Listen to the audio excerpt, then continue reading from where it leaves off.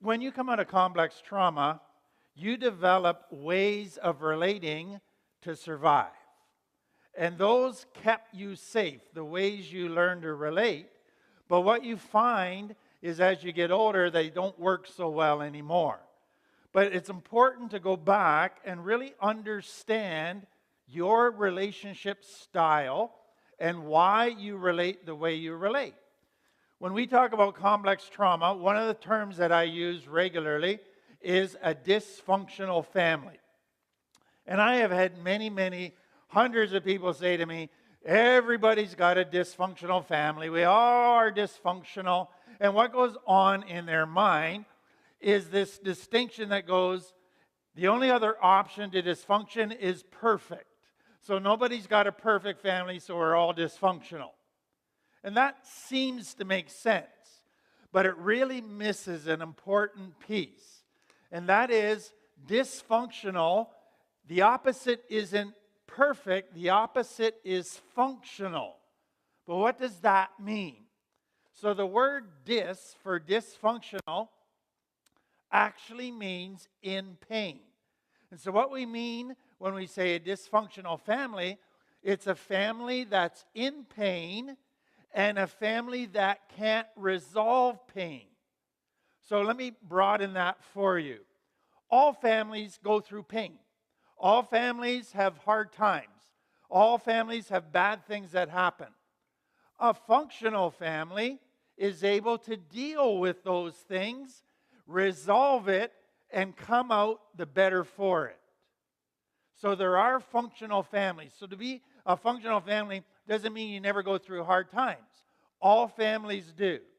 What makes it a dysfunctional family is it can't resolve that pain. And so the members of the family live in unresolved pain, which leads to the piling up of pain.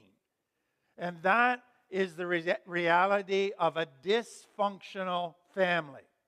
And so what we're going to see as we go into this is that children growing up in pain, they begin to go in their mind, what do I need to do? And they have three different priorities in their mind. What do I need to do is in how I relate so that I don't get hurt again. Secondly, what can I do as a kid that will help this family in pain? And thirdly, how do I get my needs met in this family that is in a lot of pain? And so that's where the roles come into play.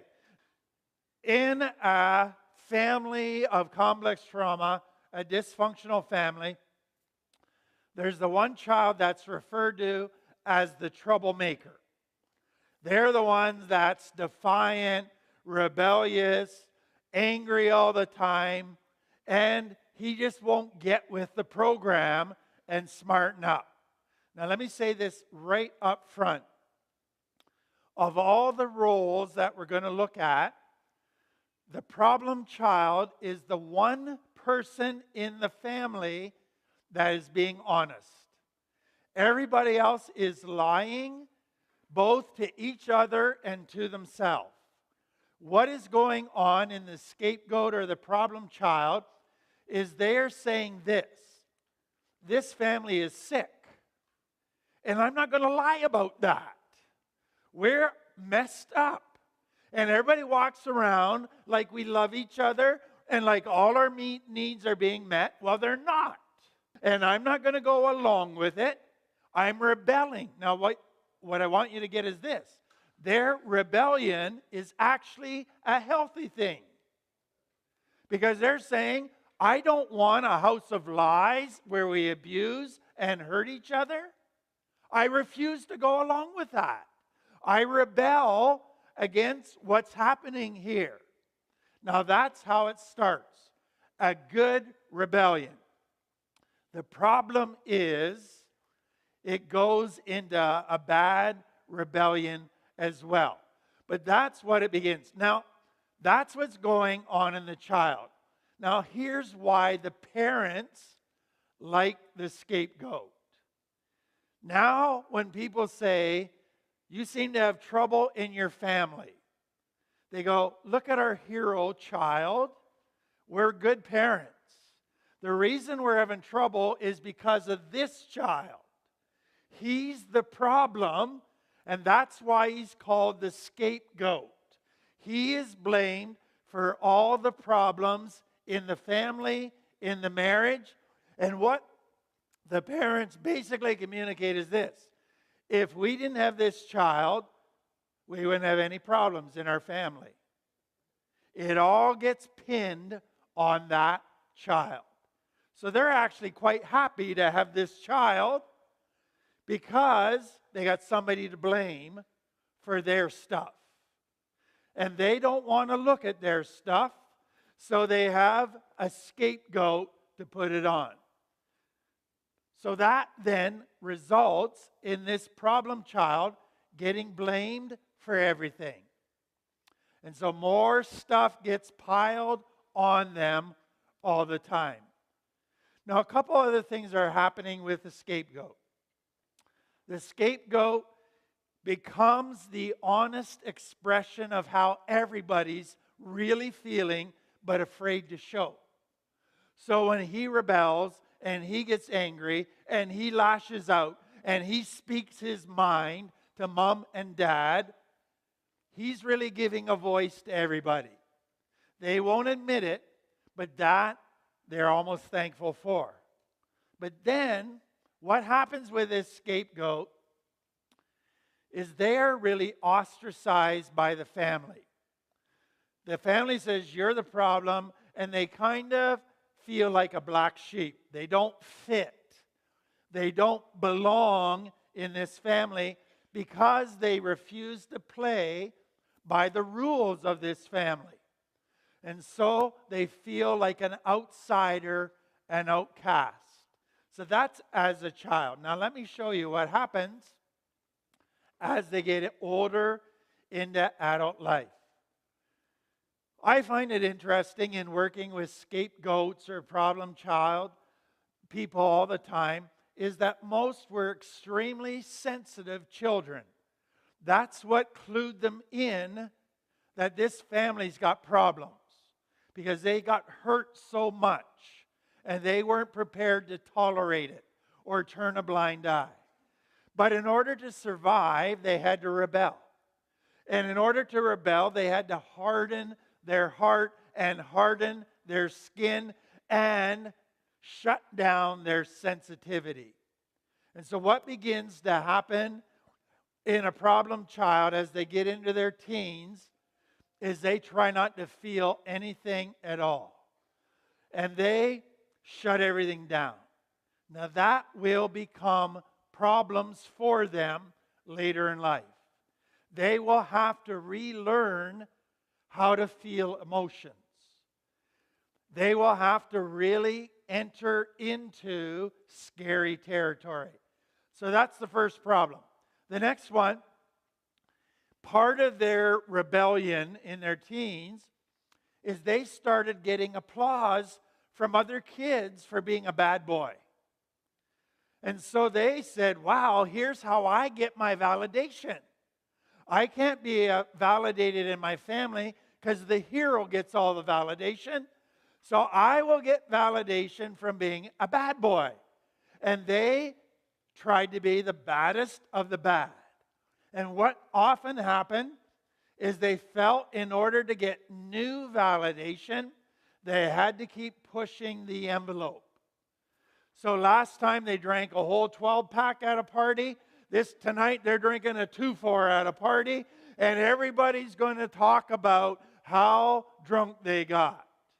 And then they push and push, always a new way of rebelling against the system. And that can be a problem. And then as soon as somebody says, who's in authority, I want you to do this, they've trained themselves to do the opposite. And so in a relationship, if their partner said, could you do this for me? They just get their back up. And they don't want to do that for them. And so to have a relationship they're going to have to look at that rebellious, knee-jerk reaction that is so part of how they train themselves to respond to authority and to rules. And then, much of what they learn to do in their rebellion is to manipulate people, to intimidate people. So they got what they want, but people don't see them as safe. People see them as a bit of a danger, a loose cannon, as a person who couldn't be trusted, a person that's just got too many anger issues. And so they struggle with all of that. And so the problem child, it started out really good. They refused to accept a sick situation. But what happened is they, in order to maintain that role, had to get sicker and sicker themselves. They don't realize how sick they had to become. And so now when they come into adult life, they're going to still find people who pat them on the back for being a bad boy and pushing the envelope. But if they're going to get healthy and have healthy relationships, they got to be able to let that bad boy go. Now, here's a challenge that many have. They go, if I let go of the bad boy, then who am I? I don't want to become a weak, little, mushy, sensitive person again that's going to get walked all over and hurt. And so, to give up a role, either the hero or the problem child, the scapegoat, there's a fear. A fear that if I drop this role, will I get hurt again? Will I get my needs met again?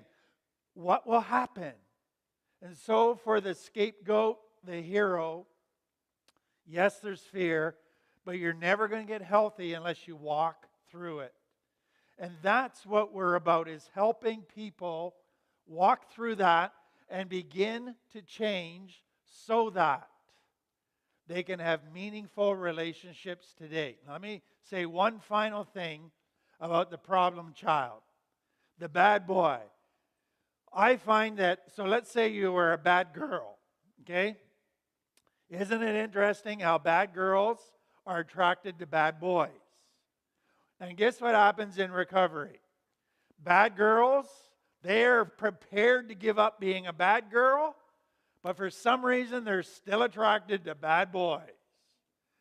That's a recipe for disaster. So if that is your pattern, you're going to have to look at that piece as well.